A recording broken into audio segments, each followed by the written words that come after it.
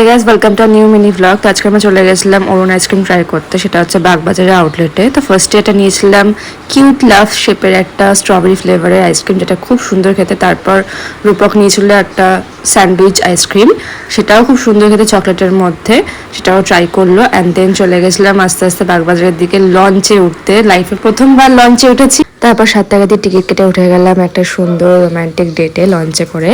তো ফার্স্টে অনেকগুলো পিকচার ক্লিক করে নিলাম, তারপর একটা সুন্দর ওয়েদারের সাথে সুন্দর টাইম স্পেন্ড করছিলাম আমরা দুজন মিলে। তারপর লঞ্চ চলে আসলো 6:30টার টাইমে।